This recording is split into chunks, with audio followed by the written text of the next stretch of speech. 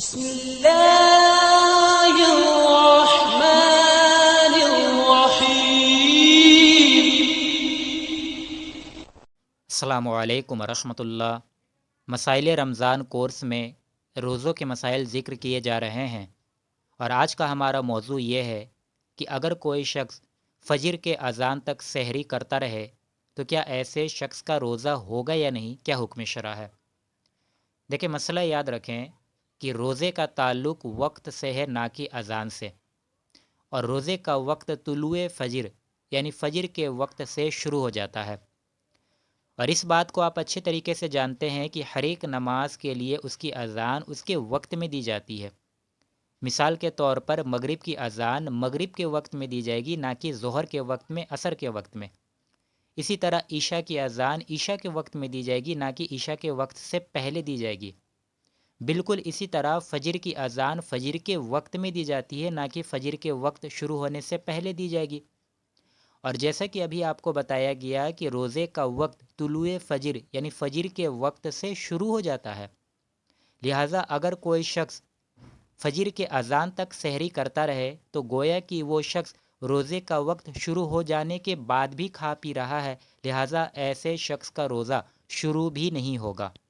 تو بہت سے ایسے لوگ ہیں کہ جو فجر کے اذان تک سحری کرتے رہتے ہیں، اور وہ اپنے گمان میں یہ سمجھتے ہیں کہ اب تک سحری کرنا جائز ہے۔ یہ ان کی غلط فہمی ہے۔ مسئلہ اچھے سے یاد رکھیے گا کہ طلوع فجر ہوتے ہی، فجر کا وقت شروع ہوتے ہی سحری کا وقت بالکل ختم ہو جاتا ہے۔ لہٰذا ہر وہ شخص جو اس بات کو سن رہا ہے، اگر وہ کئی سالوں سے اسی طرح کرتے آ رہا ہے کہ فجر کے اذان تک وہ سحری کرتا رہا، تو پھر مسئلہ یاد رکھیے گا، ان تمام روزوں کی قضا ان پر لازم ہے۔ کوئی بھی روزہ ان کا نہیں ہوا، تمام روزوں کی قضا ان پر لازم ہے۔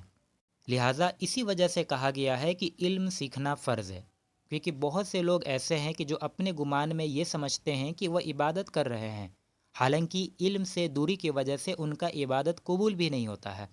تو اس مسئلے کو اچھے طریقے سے آپ یاد رکھیے گا کہ اگر کوئی شخص فجر کے اذان تک سحری کرتا رہے تو ایسے شخص کا روزہ شروع بھی نہیں ہوگا، اور اس روزے کی قضا ان پر لازم ہے۔ ضمناً اس بات کو بھی یاد رکھیے گا کہ اگر کوئی شخص نادانستہ طور پر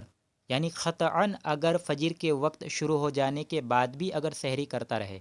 ابھی تو آپ کو یہ بتایا گیا کہ کوئی شخص نا علمی میں، وہ اس کے پاس علم نہیں تھا اور وہ یہ سمجھ رہا تھا کہ فجر کے اذان تک سحری کرنا جائز ہے، تو ابھی آپ کو حکم بتا دیا گیا کہ ایسے شخص کا روزہ شروع نہیں ہوگا۔ لیکن اگر کوئی شخص بالفرض یہ مسئلہ جانتا ہے،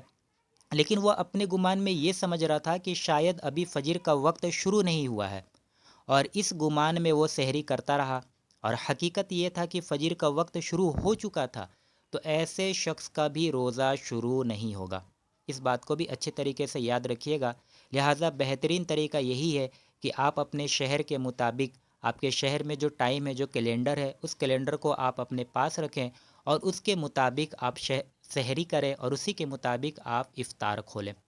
اور جب طلوع فجر یعنی سحری کا وقت ختم ہونے کو ہے تو اس سے 5-10 منٹ پہلے ہی آپ سحری کر کے فارغ ہو جائے تو یہ زیادہ بہتر ہوگا۔